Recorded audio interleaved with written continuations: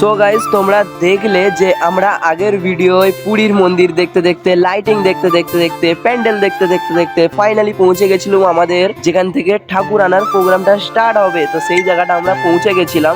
তো চলো আস্তে আস্তে প্যান্ডেলের দিকে ঢোকা যাক। তো প্যান্ডেলের কালারটা গাইস দেখতে পাচ্ছ একটা পার্পল কালারের মধ্যে সুন্দর লাগছে। তো এখান থেকে আমরা আজকের ঠাকুর আনার প্রোগ্রামটা স্টার্ট করব, মানে আমরা এখান থেকে বেরোবো। তো ফাইনালি বাইরে বেরিয়ে দেখলাম দুটো গাড়িও চলে এসছে।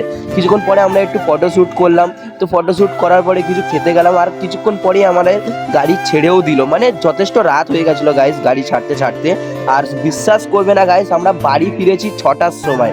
হ্যাঁ গাইস 6টার সময় বাড়ি ফিরেছি। আর ফাইনালি কুমোরটুলিতে পৌঁছে গেলাম। পৌঁছে যাওয়ার পরে দেখছি যে এখানটা কত সুন্দর সুন্দর ঠাকুর গাইস, মানে কুমোরটুলির কাজই আলাদা। তো ঠাকুর ওরা তুলতে থাকুক, আমরা এখানটা দুটো প্যান্ডেল ভিজিট করলাম। তো এই প্যান্ডেল দুটো কোথায় তোমরা যদি জেনে থাকো প্লিজ কমেন্টে জানিও। তো দেখা হচ্ছে নেক্সট ভিডিওয়।